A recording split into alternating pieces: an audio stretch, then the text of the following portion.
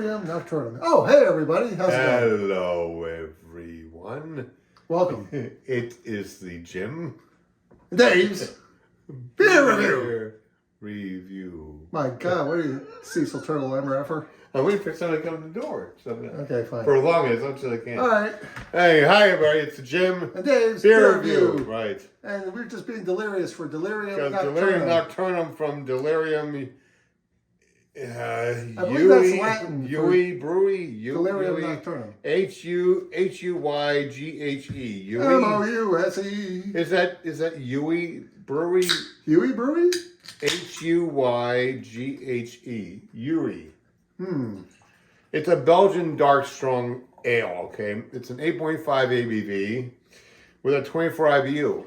It says here it's a dark chocolate brown with a compact foam, white, yellow, stable, and creamy. Odor touches of caramel, mocha, and chocolate. Spices such as licorice, which I'm not a fan of in my beer, and coriander, which are also present. It's just, I like the red, licorice, not the black licorice. Anyway, it says here, taste. Initially a very pleasant sensation in the mouth of alcohol and softness. Well, it's pretty dark. It's dark. It is followed by a growing bitterness, which comes partly from hops, but also from roasted malt and chocolate malt. Okay. Towards the end, pleasant balance between bitter, sour, and sweet notes. We shall see. Smell it, Dave. It smells good. It smells like a Belgian strong. Licorice. I got the licorice now. I get the malt. So I just, because I'm looking for it. Oh, you're looking for it. Okay, fine.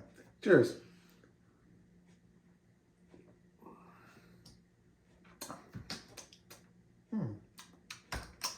Mouth feels a little thin.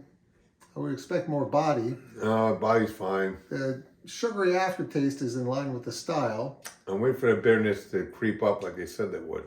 It hasn't yet. I'm getting it. Not mine. I am pleasantly surprised with this. I'm not getting a whole lot of licorice. How old is this? Does it say? Always looking for the age. It's a good thing. It's good to know. It's a good thought, though. Yes. There's 8.5. Serving temperature 41 to 45 degrees. All right, so Belgium. This might be a little too cold then. That's the deja vu. Some beers are meant to be warm. Yes. Yes. 6.5. I give it a 7. Davey likes it because he didn't get the licorice notes.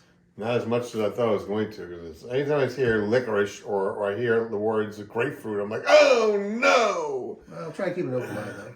I did, and it wasn't that bad. Well, there you have it. 7 out of 10 from Dave. 6.5 out of 10 from Jimm. Like I said, I wouldn't mind if it was a little more full-bodied, but it's not bad.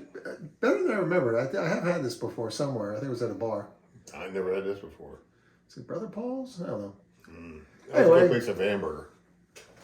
Last time I went there was a hamburger. Last time I went there, you bought me hamburger there. Yeah. Many moons black ago, and like blue 8 years ago. Like 8 years ago. It was a good burger. It was a very good burger.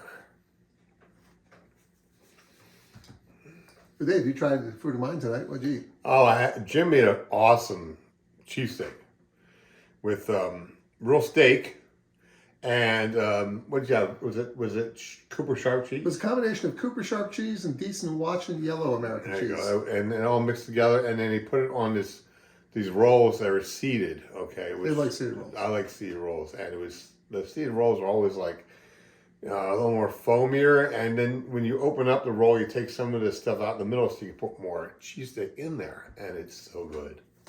And I have one more to take home with me, so I'm actually going to be looking forward to it tomorrow when I watch this 49ers beat the Chiefs in the Super Bowl. Right? Hit the table. I thought maybe your phone would fall over. Well, I like the reference. It'll give a good time and place for where we're at in our lives. And the spirit review. I will remember this always. See? Absolutely. Well, there you have it. Dave, out of a scale of 1 to 10, what would you give the cheesesteak? Cheesesteak, I give it like an 8.5. 8.5 out of 10. It was it was just all put together very well. I watched the how-to on YouTube. I think it was Tony Luke's. They talked about slow cooking the thing. Don't put on the seasoning till the end of the meat. And I did the onions separately. I caramelized them for like 15 minutes. I was so good that usually I put like sauce in the cheesesteak. This one I eat without the sauce. What sauce do you put in a cheesesteak? You put marinara sauce in there. Oh, that's pizza steak. That's a cheesesteak. I just ordered pizza steak. Anyway, you put that in there. Oh, when you eat that, you should put some marinara sauce on it and turn it into that. That's what I was thinking I'm going to do, maybe. And also, it's a Jimm and Dave food review. Review. It was very good. Number 1. I liked it. And I have another one to eat, so I'm very happy now. Okay. Jimm kind of thinks maybe you shouldn't eat like meat like an hour and a half after you make it, but I don't agree with that. Depends on the meat. I believe that beef is best fresh out of however you cooked it. Yeah, he's an actual cook, and I'm the actual microwaver. So I'm like, okay, stick Home in the cook, microwave. not professional. He's like, you know, he's a wannabe. You a wannabe? It's a new hobby, yeah. Oh, you a wannabe? Well, during the pandemic, we couldn't go to restaurants, so I'm like, well, I guess if I want to Everyone. figure out how to. Once you see his video, forward it to Gordon Ramsay. He wants to be on the show. Yeah, but he's. What? You have to show him the cheesesteak for that. I think it would be neat if you could make a cheesesteak for him. When you're there, remember? Every time they have it on Hell's Kitchen, they make a signature dish of theirs, and he hasn't tasted it. He's like, oh, you sucker. You know what? If he told me it sucks, I would love to have the feedback on how it could be better. Exactly. So we're going to put you on the show. Oh, thanks. Okay. Yay! Thank you, Gordon Ramsay. I didn't know Dave was such a good buddy of yours. He could arrange that. You send a video in to the network. To who now? What network? To the network. Fox. What? Is he on Fox? Yes. Okay, good. Yeah, I've been watching it for years. Okay, fine. Anyway. I got great tips from him. The one time he had this whole thing about making a sauce. Hey, I went up and I did the same procedure, but with whatever I had in my cabinet. And somebody who said to me, "Don't give me too much. I'm not hungry. Like, give me more." I think the best thing I ever seen him do was when he did this documentary on the useless killing of sharks with just their fins. I was aware of that. I didn't see it, good but I knew video. that already. But it was a very good video. It was very good, and I praised him for it because they get the shark, they chop the fin off, the whole rest of it goes in the water, and there's nothing. Is it not good meat except for the fin? No, it's a delicacy.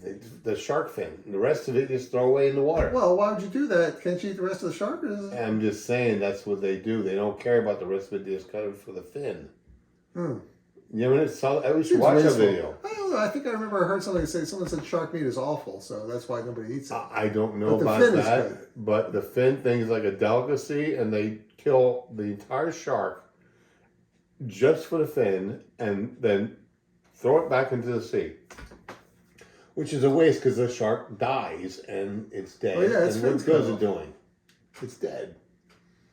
Well, you know what? They put them up by a bunch of stuff, and they put them on top of the ship, and they're already dead by the time their fins are being cut off because there's so many of them on the deck. It's not a good thing. Bad, very bad.